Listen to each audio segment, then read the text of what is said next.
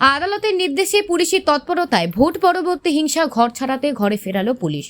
Vote পরবর্তী হিংসার BJP কর্মী সমর্থকেরা গ্রাম ছাড়া হয়েছিল। আদালতের নির্দেশে এবার তাদের ঘরে ফেরানো শুরু হলো উত্তর 24 পরগনার বসিরহাট লোকসভা হারোয়া ব্লকের বালতিয়া, গাড়াগুড়ি, বাসাপাশি সহ গ্রামের বহু বিজেপি কর্মী সমর্থকরা গ্রাম ছাড়া হয়েছিল। এবার তাদের ঘরে বেড়ানোর কাজ শুরু করলো প্রশাসন। ইতিমধ্যেই আদালতে মামলা হওয়ার পর আদালতের নির্দেশে হারোয়া থানার পুলিশ ঘরে ফেরানো শুরু করলো আজ প্রায় 15 জন বিজেপি মহিলা ও পুরুষ কর্মী সমর্থকেরা।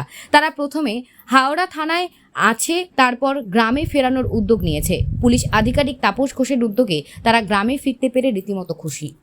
আপনারা কি ঘর ছাড়া ছিলেন? ঘর ছাড়া ছিলাম। তারপরে কি আজকে বাড়ি ফিরলেন? আজকে বাড়ি ফিরলাম, কোর্টের নির্দেশে বাড়ি ফিরলাম। গাড়াকপি আর বালতিয়া আর বাসাবাটি। আচ্ছা, কতজন ঘর ছাড়া ছিলেন? আমরা 15 জন মতো ছিলাম। তারপরে কি পুলিশের সহযোগিতা নিয়ে? পুলিশের সহযোগিতা নিয়ে হাইকোর্টের নির্দেশে আমরা বাড়িতে ফিরেছি। কেমন লাগছে এখন? এখন ভালো লাগছে, এখন সুস্থ আছে। পরবর্তীতে কী হবে ঠিক বলা যাচ্ছে না। আপনি কি বিজেপি কর্মী? আমি বিজেপি কর্মী। কি কোন পদে ছিলেন? আমি বুথ সভাপতি। আপনার নাম? বুথ প্রেসিডেন্ট এবং বুথ সভাপতি। আপনার নাম কি? আমার নাম সুভাষ দাস। এখন পোস্টফুল ভায়োলেন্সে বসিরহাটের প্রত্যেকটা অ্যাসেম্বলিতে আমাদের যারা বুথে বসেছিল, যারা কার্যকর্তা, যারা বিজেপিকে ভোট দিয়ে নিজের ভোটটা জিতিয়েছে, কম বেশি প্রত্যেকে এমন মারধর, অত্যাচার, বাড়িঘর ভাঙচুর, লুটপাট হয়েছে। বাড়ি ছাড়া এত মানুষ। আজকে আমরা দেখা করতে এসেছিলাম ওসির কাছে। হাইকোর্টের নির্দেশ আছে, প্রত্যেকে নিরাপদভাবে বাড়িতে ঢোকাতে হবে, কেউ বাড়ি ছাড়া থাকবে না। আমরা দেখা করলাম, কথা বললাম। আজকে পরীক্ষামূলকভাবে আমরা কিছু জনকে পাঠাচ্ছি। যদি দেখা যায় যে তাদের উপরে অত্যাচার হয়নি বা কোনো রকম কিছু নেই, তারা থাকতে পারছে, আগামীকাল সব লোক আমাদের বাড়ি ঢুকবে। এখনো পর্যন্ত কতজন ঘর ছাড়া আছে হারোয়া?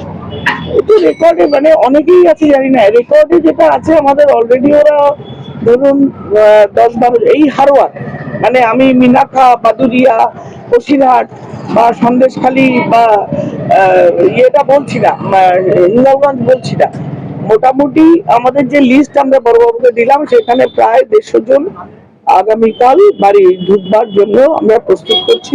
আজকে 12-13 জন আছে, এরা সকলে এখনই বাড়ি যাবে, সাথে পুলিশ এসকর্ট করে পেছনে যাবে। আমরা এখানে স্ট্যান্ড করছি, এখানে দাঁড়িয়ে থাকবো। কোনো রকম অসুবিধা হলে আমরা সেটা অ্যাকর্ডিংলি যা করতে হয় তাই করব। দলের তরফ থেকে এটা আমাদের দায়িত্ব, কর্তব্য। আমাদের কর্মীদের, তারা শুধুমাত্র বিজেপিকে ভোট দিয়েছে বলে তারা বাড়িতে থাকতে পারবে না। তাদের লুটপাট হবে, তাদের ভাঙচুর হবে, তাদের উপর মারধর হবে, তাদের ভয় দেখানো হবে, তাদের কোনো গণতান্ত্রিক অধিকার থাকবে না, নিরাপত্তা থাকবে না। বাড়ির অ্যাসবেস্টাস লোড, বাড়ির ঘর, তোষক, জামা কাপড়, আলমারি 50 টাকা থেকে সেটাও লুটপাট, চালের বস্তা লুটপাট। কোন রাজ্যে বাস করছি আমরা? পুলিশ প্রশাসন কি করছে? সুতরাং আমরা তৎপর, আমাদের মানুষদের নিজের অধিকার নিয়ে পুরো থাকতে দিতে হবে, ফিরতে দিতে হবে। বড়বাবু 100% এনশিওর করেছেন যে তিনি এইটা করেছেন এবং করবেন, এবং এর জন্য যা যা লাগে তিনি দাঁড়িয়ে আছেন, তিনি ব্যবস্থা নেবেন, আমরা আশাবাদী। আজকে যারা 10-12 জন ঘরে এসেছে অলরেডি 7 জনকে পাঠিয়ে দেওয়া হয়েছে। হাইকোর্টের নির্দেশ, হাইকোর্টের ওই একটাই নির্দেশ, সকলকে বাড়িতে ফেরাতে হবে।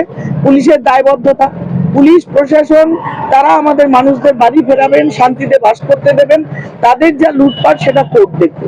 যে আমরা কোন রাজত্বে, মগের মুলুক নাকি, যে আমার বাড়ি, আমার ঘর, আমার জিনিস তুমি লুটে নিয়ে যাবে? ভোটে জিতেছো বলে তুমি লুটে নিয়ে যাবে, আর আমরা বছরের পর বছর আমরা ভোটে হেরেছি বলে সব দিতে থাকবো, মার খেতে থাকবো, বাড়ি ছাড়া হতে থাকবো, সম্পত্তি লুটপাট হবে? এ তো হতে পারে না।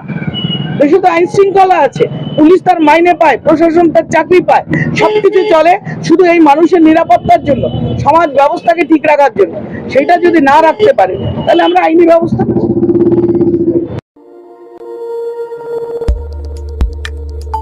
আমাদের সাথে থাকুন এবং দেখতে থাকুন নিউজ প্রাইম টাইমস, আপনাদের সাথে, আপনাদের পাশে।